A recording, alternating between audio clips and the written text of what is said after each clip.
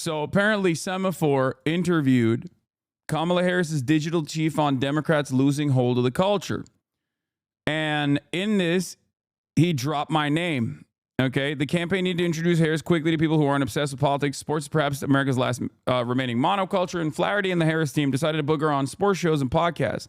But one by one, the biggest personalities in shows politely turned them down. Sports and culture have sort of merged together, and as sports and culture become more publicly and sort of natively associated with this Trump conservative set of values, it got more complicated for athletes to come out in favor of us. Flaherty, 33, told me in an interview last week, it got more complicated for sports personalities to take us on their shows because they didn't want to do politics.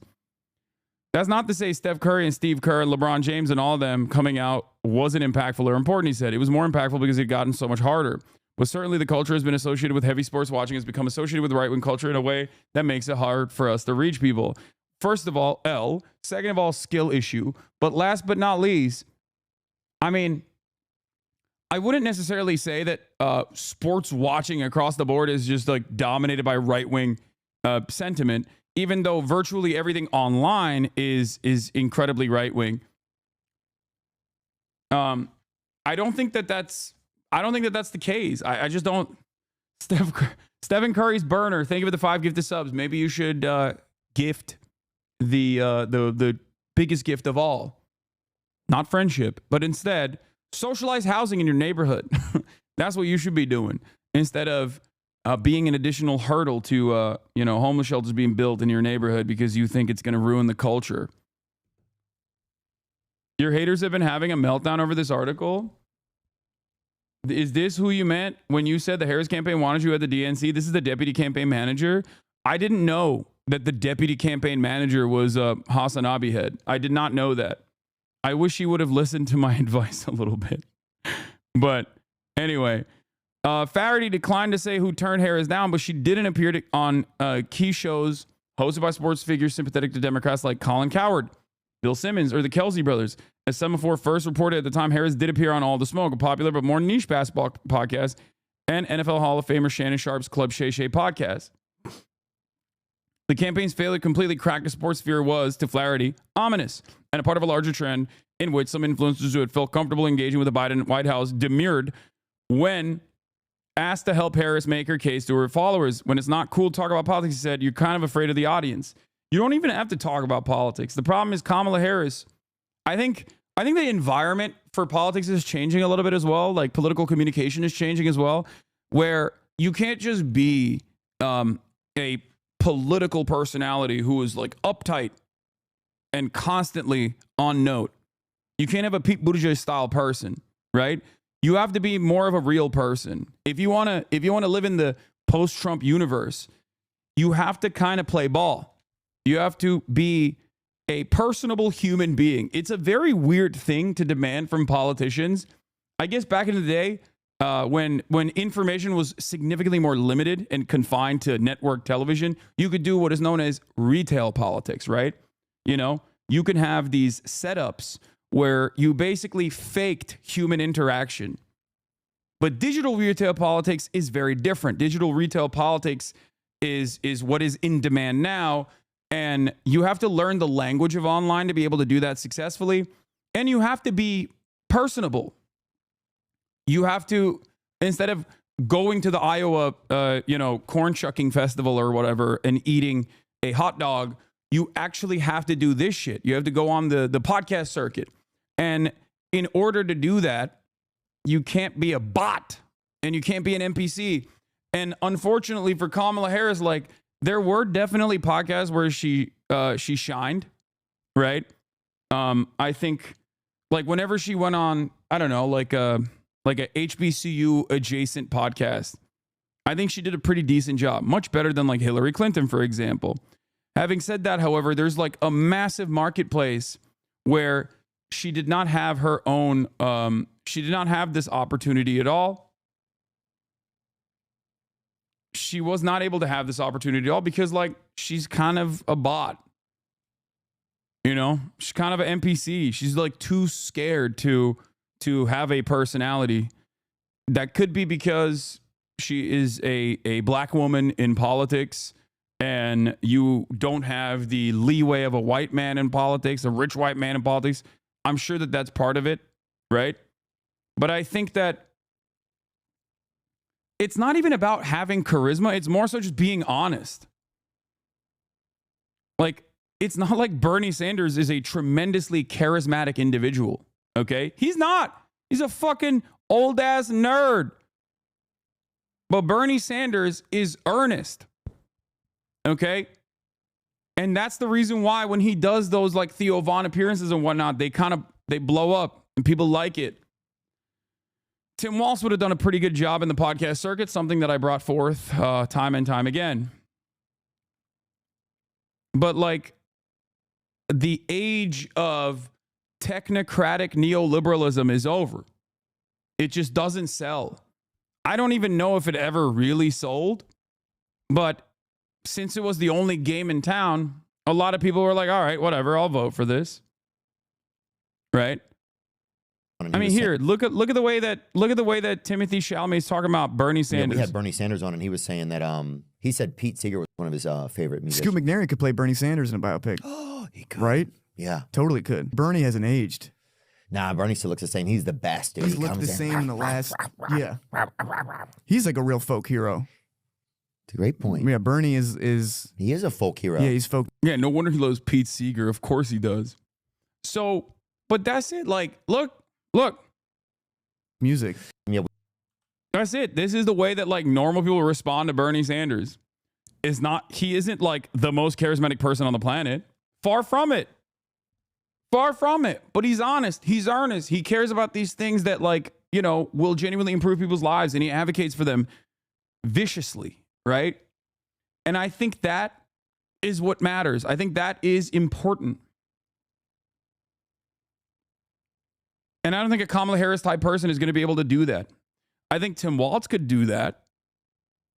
Tim Walz has a little bit of that dog in him. But for that to happen, the Democratic Party also has to change its messaging. The Democratic Party has to change its establishment Democrat, third way neoliberalism as a policy, win or lose attitude. You know? In July 2023, a year before Harris became the nominee as the Republican primary campaign was underway, I spoke with Flaherty, who was then running a digital strategy for the White House. There, he had helped shape the White House alternative media strategy, working to help support their own network of diehard supporters and dishing out exclusives to alternative liberal media.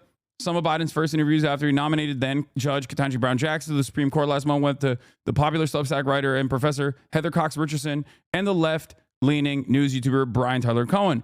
Flaherty was also paying close attention to how the race was being run on the Republican side. Donald Trump was leaning into new podcasts, and his opponents were tapping a large network of right-leaning and conservative personalities to amplify their messages. The reality of the matter is, he didn't just tap in to right-wing ecosystem. He didn't just tap into the right-wing ecosystem. He went in to as many outlets as possible that would have him. That's the thing that people don't comprehend. Like, I wouldn't say Theo Von is right-wing. I don't think he is. Joe Rogan is, but he's unique. And Joe Rogan wasn't right-wing for the longest part. You know? Democrats, Harris 2028 presidential run. Yeah, no, this is bullshit. I don't believe that this will happen. They're writing these articles. They're writing these articles specifically because Kamala's going to sell a book eventually, and that's it. That's it. I think that the only reason why they're saying that is because like she's going to write a book and they want to sell it. That's it. There's no one's going to read your book if you're not going to run again. Yeah, it's bullshit. I don't think she's going to run again. All right. Anyway, let's continue. Then he acknowledged that the Republican Party had done a better job building up its alternative digital media ecosystem with podcasters, YouTube streamers, and friendly pundits. But he argued that the then Biden campaign would overcome those obstacles by better navigating the personalized internet, which by which sophisticated algorithms feed America's highly specific information tailored to their taste and online behavior. Speaking with me again last week, Flaherty said that remained their theory of the case the entire time. The campaign knew from the beginning that the race was going to come down to voters who do not pay attention to politics or mainstream news and instead get their information from people on YouTube, their friends, Instagram stories, or links or memes dropped into a group chat. This firstly meant a shift in paid advertising from the previous campaign. Instead of just blanketing the airwaves of battleground states, the campaign also invested heavily in ads on YouTube, recognized the rapid growth in streaming. That's where the campaign's data showed many Harris key voters were spending their time. More importantly, this meant building out a strategy focused more on podcast appearances and interviews with influencers than on traditional media. But they failed on that. Tim Walz is not as truthful as JD Vance. Just letting you know. Yeah, I think you're on crack cocaine if you think that. JD Vance is a literal rat. The people do not respond positively to JD Vance. The people respond positively to Tim Walz. Okay? One is a real American from the heartland. The other one is a fucking carpetbagger who basically sold out his own people in an effort to get to elevate his presence by liberals for years, only to turn around and then brown nose the Republican right, which he once called correctly a bunch of fascists. He changed his entire worldview at the age of 35, acted like he got groomed by mainstream media to think that Trump was a Nazi. That's not a real person at all. JD Vance is Republican Pete Buttigieg. La rata. Anyway, let's continue. Thanks for letting me know, though, chatter. So, Harris extremely limited time. There's just no value with respect to my colleagues in the mainstream press in a general election to speaking to the New York Times or speaking to the Washington Post because those readers are already with us, Flaherty said. Flaherty isn't dismissive of television and other legacy media. One of the most important moments of the campaign was her interview with Brett Baer. That was a huge fundraising moment. It was a huge social moment. When Trump did the McDonald's thing, it was smart because it was a thing that obviously drove television coverage, but it also drove social media engagement too. And those things often happen in tandem, but they don't always, and so it was the sweet spot. It drove traditional coverage and non-traditional media. I don't think TV is dead. It's still probably the most important thing, but it's the literal TV. And what's on it that matters. As the campaign wore on, though, Flaherty said he realized the failure to gain traction in certain corners of the media reflected a deeper problem, one that wasn't solved when Harris replaced Biden on the ticket. The Harris campaign, representing what many voters saw as an embodiment of the status quo, was running contrary to not just ideological distrust of establishment figures, but to media trends. The media successes of 2024 were independent, non-traditional online personalities who themselves were avatars of the rewards of going up against the establishment. The reason folks are seeking alternative sources of media and are turning away from political news is because they don't trust their institutions. They don't trust elites. They don't trust the media. They don't trust all this stuff. So the party of elites and institutions is going to have a hard time selling to people in those places, Flaherty said. Now, I want to point something. I want to point out something here. Because a lot of people will say, Hasan, the only appeal that you have is because you're anti-establishment, right? And to them, I say, you are not paying attention. Because as much as I rail against mainstream media, I still rely on mainstream journalism. As much as I rail against mainstream media, I still interview New York Times journalists. I interview CNN journalists. I interview and give interviews to mainstream media. Because I understand that there is an importance within these institutions, okay? As much as I rail against establishment Democrats, I had Lena Khan, the commissioner of the Federal Trade Commission.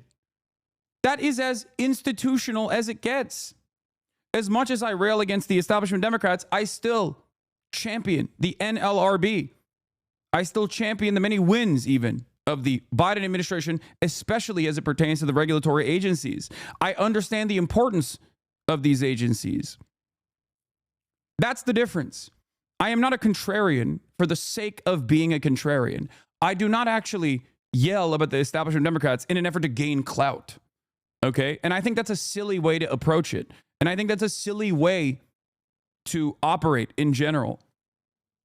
I've never been an advocate for destroying institutions just because they work in a corrupt manner. That's the difference between someone like myself and someone like RFK Jr. RFK Jr. looks to the EPA and says, or looks to the FDA and says, there's a lot that's wrong with the FDA. We must blow it up. I look to it and I say, abolish corruption rather than destroy and deregulate this regulatory body. That's the difference. I have a purpose. I understand that the government must exist. I understand that it can exist. Okay? So I just want to point that out for people that don't fully understand where I'm coming from in a lot of these instances. When it was said that people like you and Chapo were also the biggest cheers of Biden's W's than mainstream, it was mind-blowing because it's true. Yeah. When Biden exhibited the courage, demonstrated the courage and expended political and social capital to pull our troops out of Afghanistan. I was there defending that action. So was Chapo. Mainstream media was not defending that action. They were railing against them because they are deeply aligned with the interests of the defense industry. Okay? That's the difference. It's not as simple as go to Joe Rogan and talk about how great democracy is and the importance of preserving the independence of the DOJ or whatever. You've got to speak their language. And I think there are plenty of cultural touch points. I mean, Joe Rogan was at least recently for Medicare for All. Theo Vaughn is really against money in politics and the way that pharma has flooded our communities with opioids. Those are all things that the Democrats have something to say on. But as long as we seem like the party of the system, the people who are anti-system and looking for anti-systemic media, we're going to have a hard time connecting with them. Now, nowhere was this more clear than within the manosphere of podcasts and content creators like Rogan and Vaughn. To them, Trump had become less toxic and more based, and he rewarded his supporters with access. Flaherty said the Trump campaign successfully used new media to reshape culture, while Democrats found that the mass media institutions that had long largely supported them were weaker than these new cultural drivers. It's more than just young men. It's a broader ecosystem, he said. Democrats have historically had these really close relationships with institutional media, institutional culture, Hollywood, and the traditional press. There's this entire cultural ecosystem that Trump campaign did a really good job cultivating over a long period of time. We should get Jennifer Abruzzo, general counsel of the NLRB, next. She's responsible for reenacting the Joy Silk Doctrine and numerous other labor W's. You're right. I'm down to do that as well. Flaherty also acknowledged that Elon Musk's purchase of X, Twitter, played a major role in the campaign, further tilting the scale of online culture and information towards Trump. Its importance was twofold. One, it was where you reach elites and high information people. But two, it was also the kind of place where politics could sort of careen into culture. And so it was really important. It was a really important central node, even if it wasn't the farthest reaching platform, he said. Having that node be fundamentally controlled by effectively an arm of the Trump campaign was not good, really a problem. And so Elon obviously sort of achieved his ends there. It was obvious that center left and left content was being throttled compared to right content. But while the campaign came to believe it was fighting an uphill battle against culture, moving in the opposite direction, it also made some strategic errors of its own based on faulty assumptions. Flaherty said that one place he understated the Trump campaign was a central part of the former president's digital strategy. The Harris campaign thought that Trump's team decision to continue talking to the manosphere meant he would simply be reaching the same audiences over and over again. But the incredible frequency of those appearances helped build the former president's credibility with that audience, which seeped out. He also said Harris's campaign never quite figured out one of its earlier strategies, which was to get its messaging organically into family group chats and private media, partially because they couldn't nail what kind of content would spread that way. I think that's one that ended up being a lot harder to execute on. Over the last several weeks, many professional Democrats I've spoken with feel that they've successfully identified our problem. But the next step for Democrats' media strategy are uncertain. When I met Flaherty this week in New York, he was contemplating his own professional future and what his role would be. To Flaherty, part of this starts with putting real effort into building the left and center left's own independent media ecosystem, divorced from the nonpartisan media that has historically satiated Democrats' appetite. Flaherty said one silver lining of the election was that many hardcore Democratic partisans have begun to waver from their satisfaction with legacy media. Yes, I changed the camera to full cam because I think it's better to just like read the article, but also have it be full camera. They are never going to trust the New York Times, and they're never going to distrust the Washington Post, he said. They're never going to not trust the New York Times, and they're never going to distrust the Washington Post, Flaherty said. But I think that in a Trump era, you start to see frustrations with mainstream media come to a boil. And I think there will be smart people who try to fill the gap. More individuals who create content on the left and center-left messaging. Flaherty said that Democrats need to invest boosting independent partisan friends online, as well as content creators or media figures who haven't been explicitly political but could reflect liberal and progressive values to counter the surging online pro-Trump right. Flaherty does not understand a fundamental part of this. And although he brings me up in literally the next moment after this, this is Kamala Harris's digital chief, okay? A fairly high level person in Kamala Harris's campaign.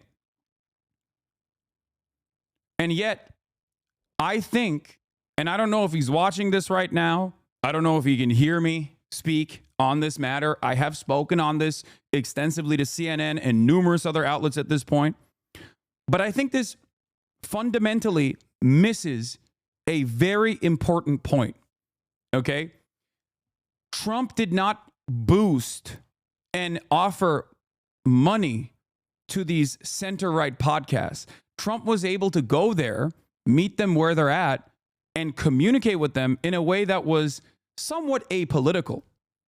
Okay? Part of that is because there are a lot of, I guess, social issues that they aligned on to a certain degree. But more importantly, it's because Trump is a famous TV personality and he's carried that attitude throughout the first 4 years. And certainly to this day, he still carries that attitude. That's it. This is not something that Kamala Harris can recreate. There is also a lot more leeway, creative liberties that you can take on when you are a right-winger. Like, you can just kind of get away with saying whatever the fuck you want. You can get away with saying it being, you can get away with being a dumbass. But Trump's charisma certainly carried him across the finish line. It wasn't that like he had fantastic policies or whatever, but he could tell a story real well. And that goes a long way. He was able to, in spite of being a billionaire born with a silver spoon, a real estate tycoon with numerous failed businesses under his belt, he was able to present himself as a real guy, as opposed to all of these other fake, phony guys, the Democrats. And even Republicans that stood against him. So you have to have, for me, I've been covering politics for quite a while at this point. I have 3 general elections under my belt at this point, at this moment. Okay? And what I have seen in that experience as a professional political commentator, you need one of two things, and if you can have both, it's fantastic.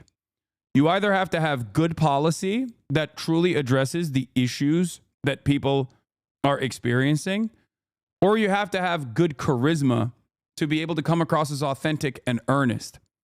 Okay? If you have both, that's a killer combination. No one in my lifetime, I think, has had both. Trump doesn't have good policies, but he has an incredible way of reading the room and recognizing the resentment and anger that people feel, and then channeling that resentment and anger to vectors of hatred that are inoffensive to the pre-existing hierarchies. Trump is also very charismatic. He's very telegenic. Kamala Harris, unfortunately, was not charismatic enough, and her policies were awful. Bernie Sanders, on the other hand, not exactly charismatic, but is an earnest communicator and has the policies. Do you understand? The keys, Hasan, the keys. I am not making keys, okay? I'm not doing some Alan Lichtman style shit. And I'm not even saying this is a perfect scientific formula to win elections. I'm not saying that at all. That would be idiotic.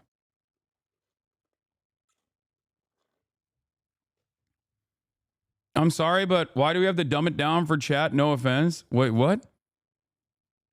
I always dumb everything down for every single person.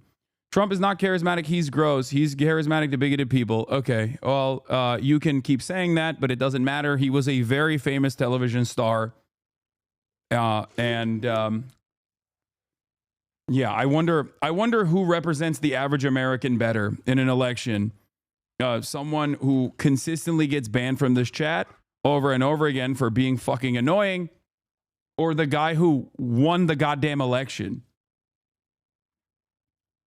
I apologize to my well-intentioned chatters who are, maybe hypersensitive to microaggressions or whatever the fuck.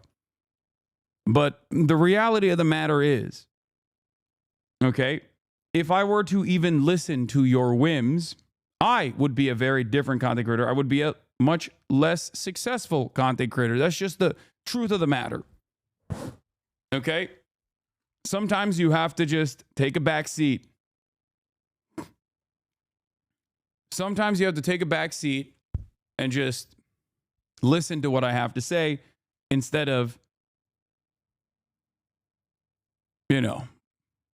chiming in and saying something that obviously is demonstrably untrue for the broader audience, for the broadest subsects of American politics.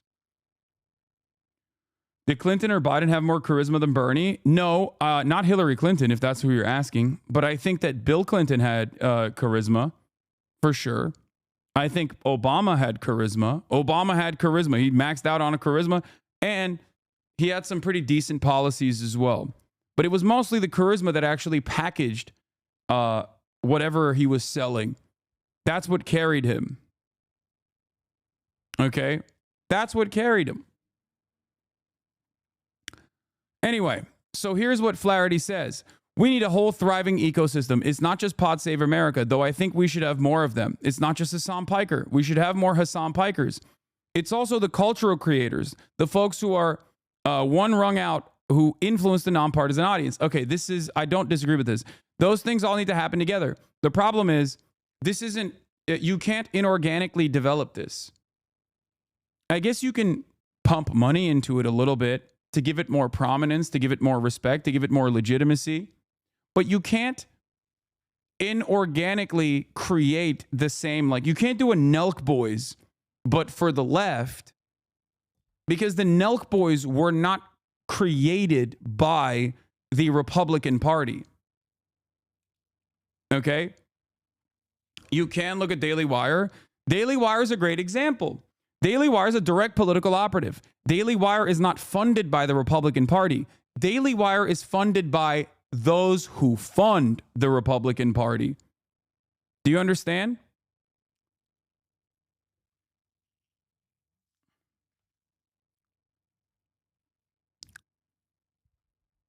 Daily Wire is not directly funded by the Republican Party, but the same billionaires that fund the Republican Party also fund the Daily Wire. But that's a direct political operative, right? That's a very obviously partisan ideological project. What we're talking about here isn't the Daily Wires of the world.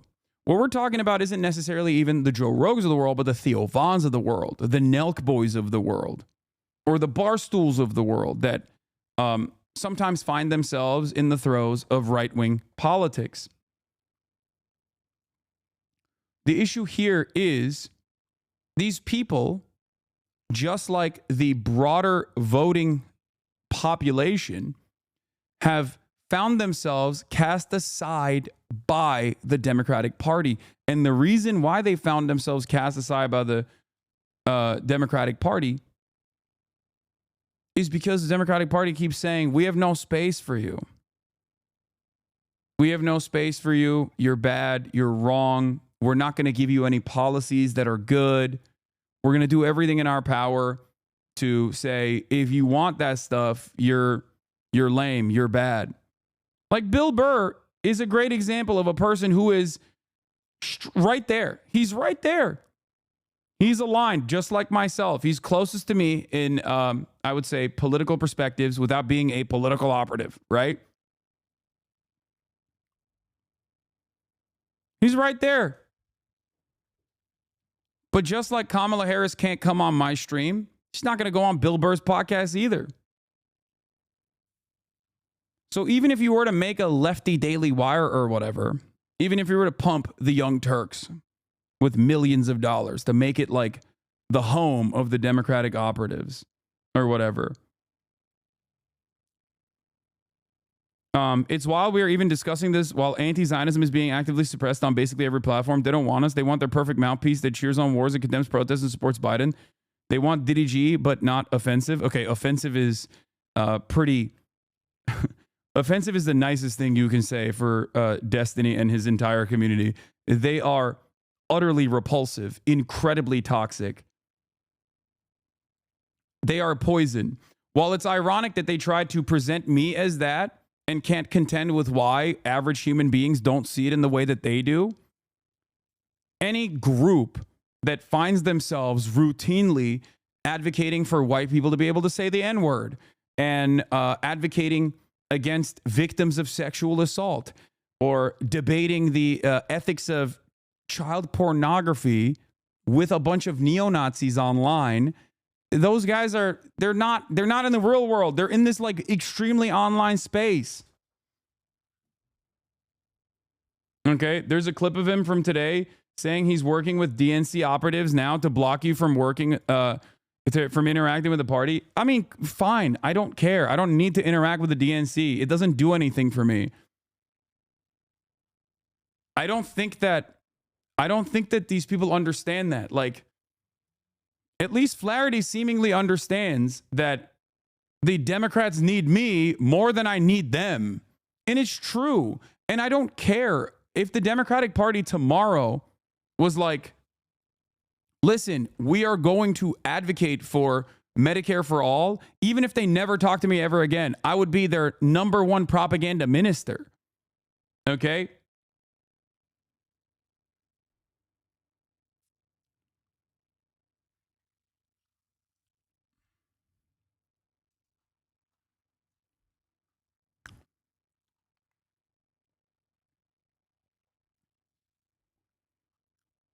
Making a leftist Joe Rogan doesn't change the fact that 86-year-old Nancy Pelosi, while recovering from a free hip replacement, campaigned for a 70-year-old with throat cancer for oversight committee rather than a 35-year-old. The geriatric ghouls in Congress refuse to step down. Exactly.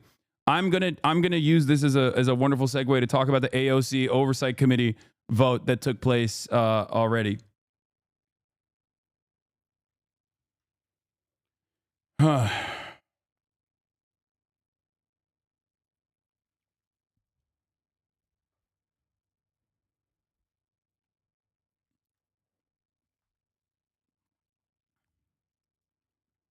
Those things all need to happen together, he said. And the reality is, it's not going to be big media organizations. It's going to be a network and a constellation of individual personalities because that's how people get their information now. Flaherty says he believes the ecosystem need to grow in order to sort of stimulate demand. There is some truth to this.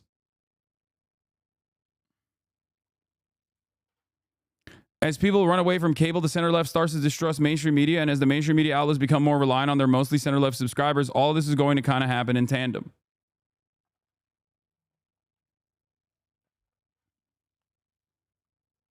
I don't even think you would be what they want, even if they did support those things, because you care about foreign policy and internationalism, and they will never back down from imperialism. I think that's a big part of it as well.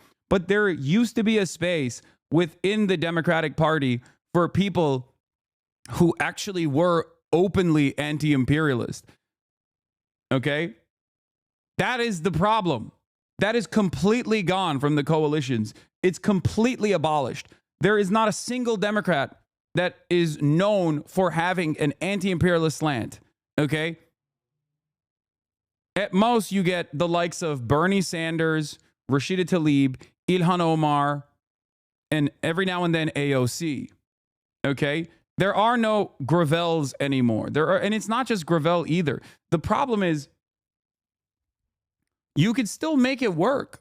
You could still be someone who is critical of the Democratic Party's, administration, the administrative function when it comes to American empire, and yet still advocate for them. Yeah, the Barbara Lees of the world. Exactly. You could do that. That's fine. There was a space in that big tent. But I think the Democrats have openly cast aside and have reduced their ranks or destroyed that wing of the party, even though this is yet another divergence within the Democratic Party's operations and the Democratic Party's base of support. Not even just the, diehard Dems, but specifically just Americans in general. Like, Americans broadly do not see themselves as pro-war. Americans are fearful. And yes, they are oblivious to American empire. But when asked directly about their opinions, they're like, I don't want war. I don't like war. I'm not a fan of war. Donald Trump now, this is the second time Donald Trump cast himself as an anti-war guy. Now, we know that that's not the truth. We know that that's not the truth, but he still ran as an anti-war guy. Okay? And he still presented him that. He still presented himself as that.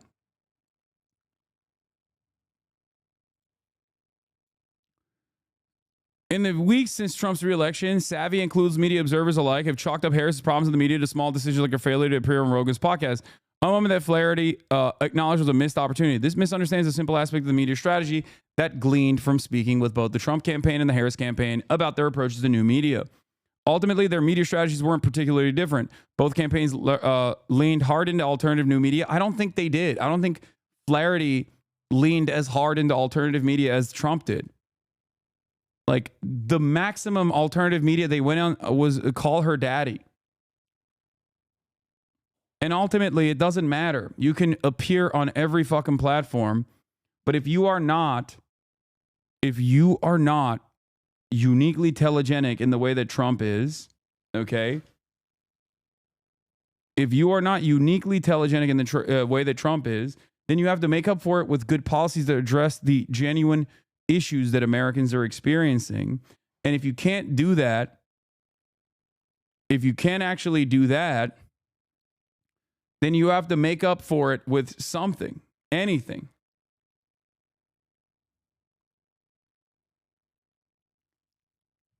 You have to make up for your lack of. You have to make up for your lack of telegenic, charismatic politicians with good policies. One of the things both you and the right understand more than the general left is that no matter how much information you give someone, it's very hard to change their values. Leftists spend too much time telling the most racist man alive that Trump is racist. The right doesn't bother telling trans people that Trump will help them. It tells transphobes it'll hurt them. There's some truth to that as well. But I do think that people can have their values be changed. But I don't think the method of doing that is by spirited debate or whatever. I don't think that's how that works either. I think that the way you do that, hold on, I got to get my mom an Uber real quick.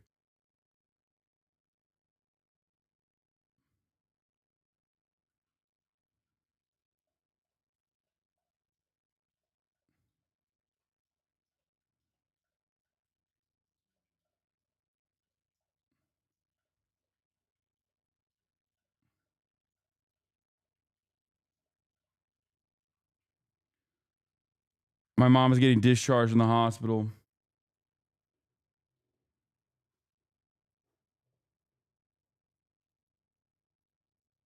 Why isn't it working? What the hell?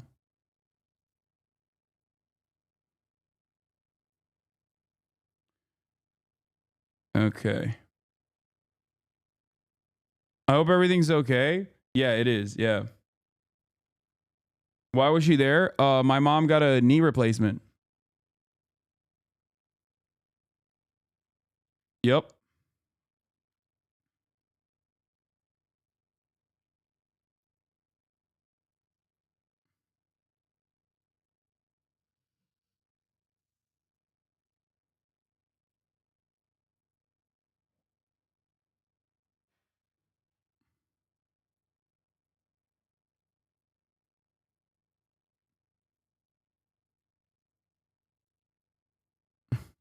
Wait, what?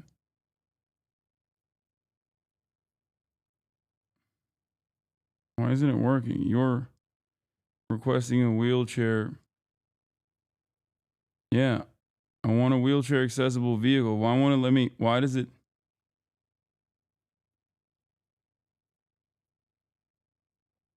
not letting me do it.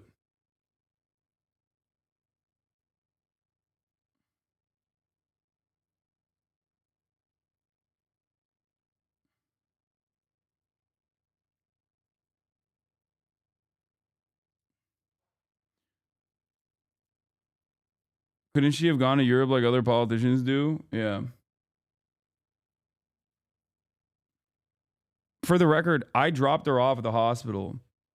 No, man, everybody shut the fuck up. Oh my God. The parasocial nature of this content creation is so insane.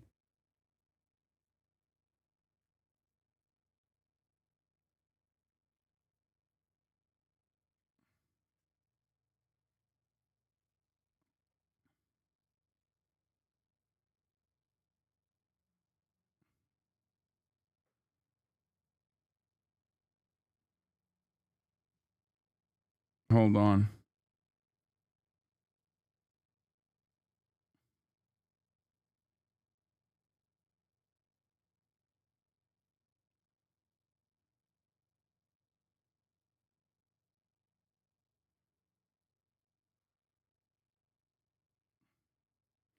Hold on. Still.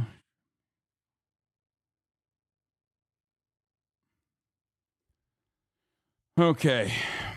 Hopefully this will work. All right. The problem in my mind is that the Democrats are the poor streamer. I know. I shouldn't have just like, it's my fault. I should have not, I shouldn't have brought it up because I know that chat goes crazy over this shit. Anyway. So